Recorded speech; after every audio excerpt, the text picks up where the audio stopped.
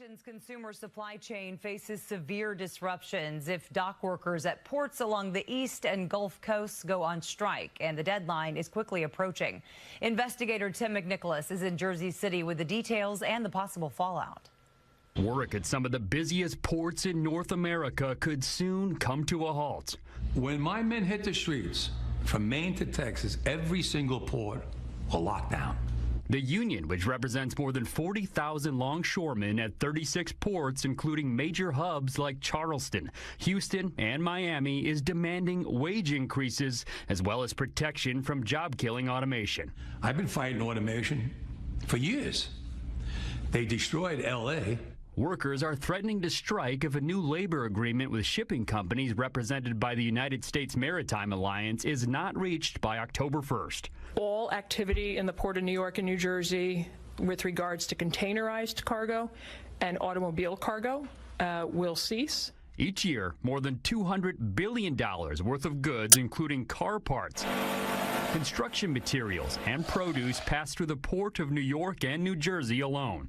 That trade supports more than 500,000 local jobs. And a 2-week strike could, cause these disruptions to feed into early 2025. Ryan Sweet with Oxford Economics says if a deal isn't reached in time, a stoppage could disrupt more than half of U.S. shipping traffic. This is going to be very disruptive to the U.S. economy. In a statement to CBS News, the U.S. Maritime Alliance says it has not been able to schedule new bargaining sessions with the union, adding the only way to resolve this is to resume negotiations. Tim McNicholas, CBS News. All right, over to our next report. Cisco has announced its second round of layoffs this year, affecting approximately 5,600 employees. And this represents a significant cut of 7% of the company's workforce. The tech giant is joining a growing number of companies forced to reduce their headcount due to economic pressures and declining demand. In 2024 alone, over 136,000 employees across 422 tech companies were laid off, with Cisco being one of the largest employers affected. I believe with all my heart and everything that I know that we've already begun the transition to hyperinflation. We're going to see more borrowing, more money printing, more inflation, because they have not killed that beast that they created and continue to create. And I think it'll become very obvious 2025. I believe that they're going to try and hold it steady through the elections, so not have a big crisis before then. But after that, I think all the gloves are pretty much off. In my opinion, what they have in mind for us takes us back to feudal times. I think the banking sector is extraordinarily sick. Every single bank is underwater. And even a quarter of a point, that's not going to do really anything to these valuations. And if you go to the purchasing power of the consumer dollar, the Federal Reserve tells you themselves, if you look on that left-hand index, what's down at the bottom? A big fat zero. And we're not very far from that. It's critical that there is a zero on that index, so they well know that the currency is going to zero. Mm-hmm. And what happens when we get there? Hyperinflation is usually a rate of at least 50% per month by the technical definition. Do you literally mean hyperinflation as that technical definition? I think it'll be even worse than that. A violent Venezuelan gang called Tren de Aragua, or TDA, has set up shop in New York City, using migrant shelters as a base for their operations. The New York Police Department says that the gang is responsible for thefts at high-end stores and ride-by robberies and scooters. They're also selling something called 2C, or pink cocaine, which is a drug that's becoming more and more prevalent. TDA has also been linked to the shooting of 2 NYPD police officers. And New York isn't the only city dealing with TDA. From Chicago to Denver to New York City, there have been dozens of arrests that have been linked to the group. A Department of Homeland Security official told the New York Times that federal officials were, quote, working on more than 100 investigations linked to the gang at one point this year. And, quote, officers nationwide have made more than 50 arrests related to the gang. It's happening. You see what's happening with towns throughout the United States. You look at Springfield, Ohio. Aurora in Colorado. They are taking over the towns. They're taking over buildings. They're going in violently. These are the people that she and Biden led into our country.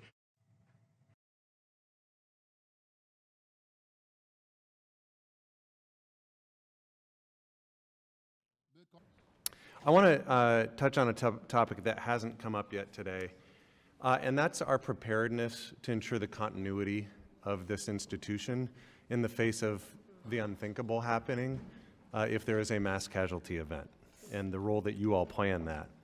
We have sadly seen a dramatic increase in the amount of threats against members of Congress. This committee is looking into whether states are appropriately positioned to act and to ensure the continuity of government and operations in the event of something horrific happening.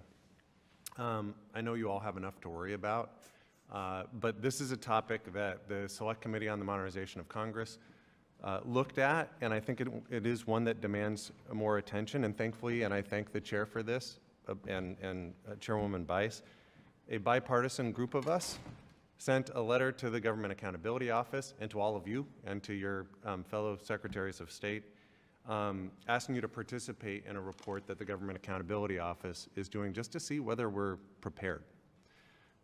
It's designed to inform Congress about your ability to comply with existing federal requirements for filling mass vacancies in states' representation following a mass casualty event. Current law is that a special election needs to be held within 49 days in the event of a mass casualty if there's more than 100 vacancies in the House. So we sent you a letter just asking you to work with the Government Accountability Office and answer their questions. Can I just ask quickly, yes or no? Will you all work with the GAO and just respond to their questions? Can I just have an affirmative yes from everybody? Yes? Sure. Okay, yes. Thank you for that.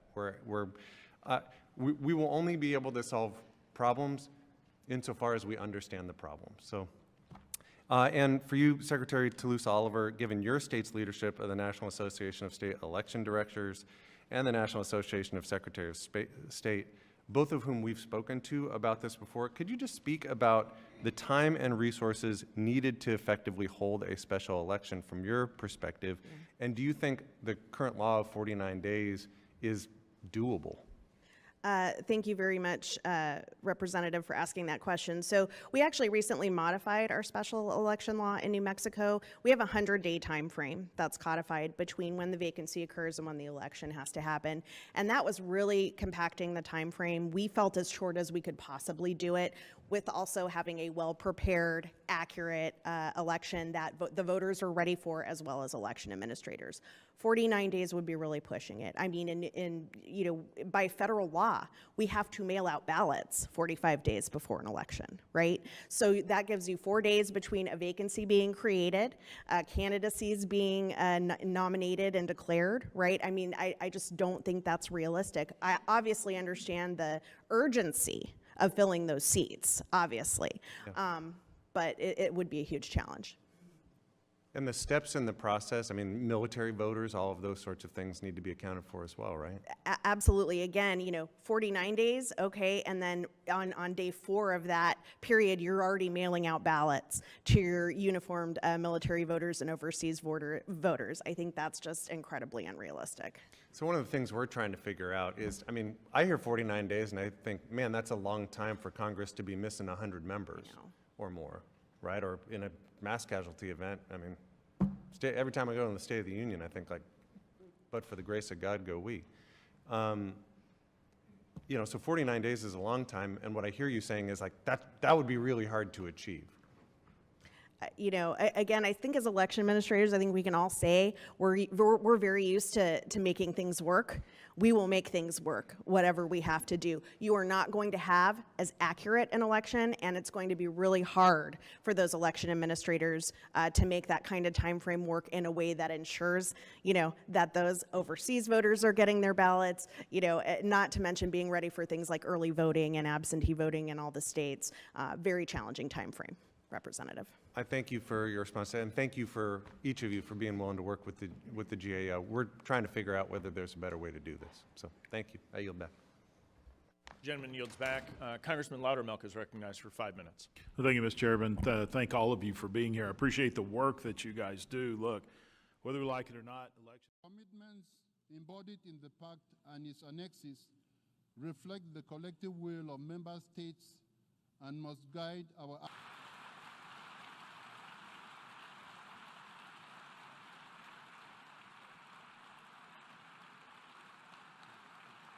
Our future is in our hands. We have the power to make important choices for the future. We stand at crossroads of global transformation, facing unprecedented challenges that demand urgent collective action. From conflict and climate change to the digital divide, from inequalities to threats against human rights, together we all face profound challenges.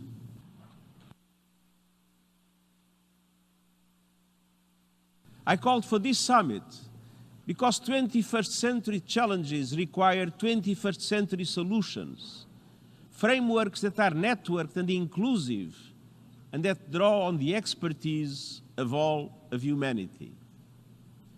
I called for this summit because our world is heading off the rails, and we need tough decisions to get back on track. Listen to young people and include them in decision-making.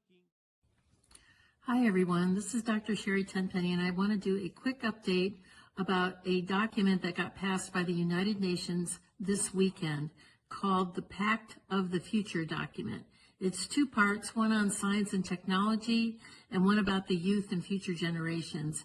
It is quite egregious, and it was done by a procedure called the silence procedure, which makes it a pact.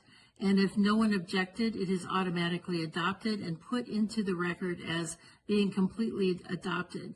This is the World Health Organization's runaround, or end around. Since they were not able to get the World Health Organization treaty passed, they decided to take it to the General Assembly. And it is even more egregious than what the World Health Organization was wanting to get passed.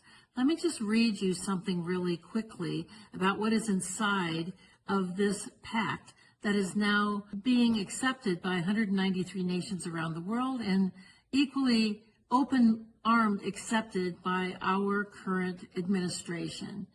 Everyone, it says that this is the power structure, fully digital and maximized for the control of the masses. Everyone will be expected to have a biometric digital ID that marks them not just as citizens of an individual country, but as a global citizen. So anytime you hear global citizen or anytime you hear sustainability, think that this is an egregious thing that's happening at the level of the World Health Organization and the United Nations. Anyone that has a dissonant opinion will be labeled as misinformation, disinformation, or malinformation and memory hold. Perpetrators for unapproved information will be fact-checked and punished by the system, which will be operated and enforced by artificial intelligence. Punishments will include being locked out of one's bank account, being unable to make certain purchases, unable to get on an airplane, on a subway, drive on public roads. This is the future, according to the world's self-appointed overlords at the United Nations. These are unelected bureaucrats that are making decisions about our country, our sovereignty around the world. Nothing could be more important at this point in time than to get prepared, to have water, food, digital access, flashlights, a way to communicate with family and friends. Now is really the time to get involved and get prepared, because this is what's coming.